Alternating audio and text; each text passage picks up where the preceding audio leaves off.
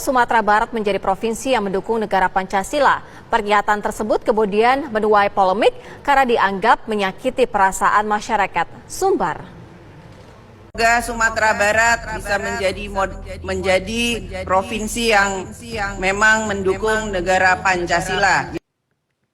Adapun terkait tentang Minangkabau dengan Pancasila, maka kita bisa lihat satu persatu dari sila-sila itu. Sila yang pertama misalnya ketuhanan yang Maha Esa. Maka berbicara tentang ketuhanan, saya masuk ke suku Akit, suku Laut, suku Sakai, suku Talang, suku Anak Dalam, suku Kubu. Maka di sana masih ada orang yang tidak bertuhan. Saya menyaksikan sendiri mereka menggantungkan kain-kain putih lalu tidak tahu apa yang mereka sembah. Masih ada suku-suku Melayu tua yang belum bertuhan. Tapi Minangkabau tidak hanya bertuhan, mereka justru membuat orang yang tidak kenal Tuhan menjadi bertuhan. Berbicara tentang sila pertama ketuhanan yang Maha Esa. Saya menyampaikan tausiah di sebuah pulau di Aceh, Semelu. Di sana saya diajak berziarah ke salah satu makam tua dan orang tua yang menyebarkan Islam itu berasal dari bumi Minangkabau. Kemudian saya pula bertausiah di Sulawesi Tengah di Palu. Di atas bukit di Palu itu juga ada makam tua penyebar agama Islam juga datang dari bumi Minangkabau.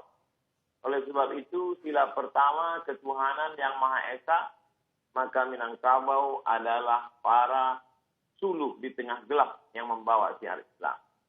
Yang kedua tentang kemanusiaan. Di depan rumah orang Minangkabau ada rangsiang, tempat menyimpan beras. Beras itu dibagi-bagi lagi. Ada beras yang dimakan keluarga, tapi juga ada beras yang jadi makanan untuk fakir miskin. Orang Minangkabau adalah orang yang paling peduli terhadap kemanusiaan. Oleh sebab itu, orang Minangkabau membuka rumah makan. Mereka tidak menganggap pekerja itu sebagai kuli yang digaji, tapi mereka dianggap sebagai saudara yang sistemnya bagi hasil. Karena mereka melihat sebagai kemanusiaan. Itu maka rumah makan berkembang pesat yang hari ini dia menjadi tukang angkat piring. Tahun depan dia insya Allah akan punya rumah makan. Kemanusiaan. Tentang persatuan Indonesia. Orang Minangkabau amat sangat cukup rukun dan syarat untuk membuat sebuah negara. Masalah diplomasi tidak ada yang lebih hebat daripada diplomasi Haji Agus Salim. Dia berhadapan dengan orang-orang Belanda, orang-orang Eropa, berbagai macam bahasa dunia dia kuasai. Tentang masalah ekonomi, kita tahu siapa Bapak Koperasi Indonesia. Ialah Bung Hatta. Tentang masalah agama, jangan tanya lagi. Orang Minangkabau, prestasi agamanya bukan tingkat nasional. Tapi dia adalah Imam Masjidil Haram, Syekh Ahmad Khatib Al-Minangkabau. Universitas Al-Azhar dalam sejarah hanya sekali memberikan penghargaan Dr. Honoris Causa kepada seorang ayah yang anaknya juga mendapatkan Honoris Causa.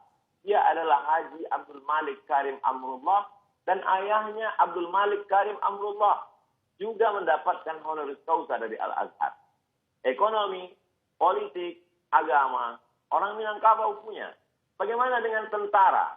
Tentara-tentara Minangkabau tidak dididik di Indonesia. Haji Miskin, Haji Piobang, Haji Sumani, Tuan Kunan Renceh. Mereka adalah tentara-tentara yang luar biasa. Tapi kemudian mereka tidak membuat negara. Mereka justru menggabungkan diri dengan negara Kesatuan Republik Indonesia. Karena mereka mengamalkan pengawal Persatuan Indonesia. Tentang masalah musyawarah. Sila yang keempat.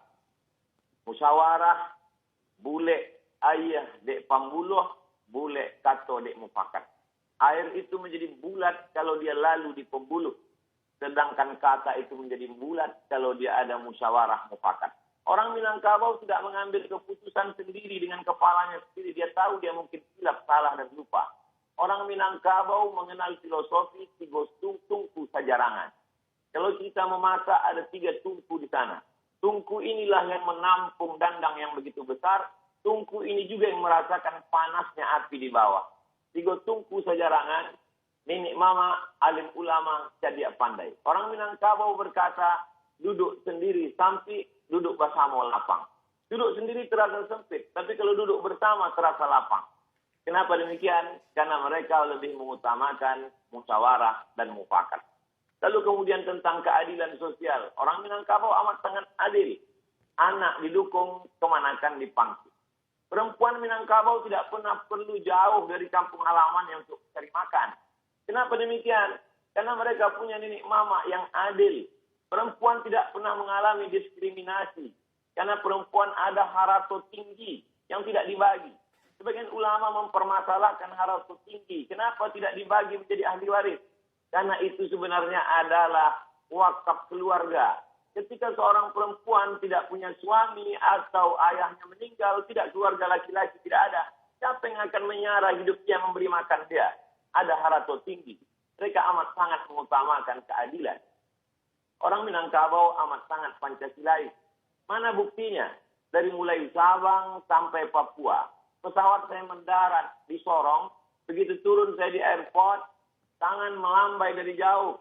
Saya suruh dia mendekat ke mobil saya tanya, ada apa? Ambo urang Payakumbuh. Betapa jauh tempat kita memandang, tapi orang Minangkabau sampai juga ke sana. Saya diminta untuk memberikan sepatah dua patah kata untuk penggalangan dana Surau Sydney namanya. Tidak hanya ke Indonesia, sampai ke Sydney orang Minangkabau bisa bersosialisasi. Dia diterima di mana dia berada. Karena orang Minangkabau punya filosofi di mana tanah diinjak, di situ langit dijunjung. Di mana bumi dipijak, di situ langit dijunjung. Orang Minangkabau tidak pemarah. Orang Minangkabau tidak pendendam. Orang Minangkabau bagaimana berdebat hebatnya Muhammad Yamin dengan Buya Hamka. Tapi kemudian sebelum meninggal dunia, apa kata Muhammad Yamin? Nanti jenazahku tolong dibawakan oleh Buya Hamka ke kampung halaman. Mereka memang berdebat. Mereka memang orang-orang yang argumentatif. Tapi hati mereka lembut dan baik. Lalu kemudian 3 tahun, 3 bulan. Kalau kita merdeka 17 Agustus, 3 bulan sebelum itu, 29 Mei 1945, maka Muhammad Yamin, putra Minangkabau, sudah menyuarakan tentang pri kebangsaan, kemudian pri kemanusiaan. Setelah itu lalu kemudian pri ketuhanan, pri kemasyarakatan, lalu kemudian kesejahteraan dan sosial. Jadi embrio pemikiran Pancasila itu berawal bermuara dari Minangkabau. Lalu kemudian barulah disuarakan oleh Bung Karno, lalu kemudian disusun secara rapi dan sistematis oleh 9 orang. Dan di antara 9 orang itu, 3 orangnya adalah Minangkabau. Agus Salim, Sultan Syahrir, dan kemudian pula Agus Salim, Muhammad Yamin, dan Bung Hatta.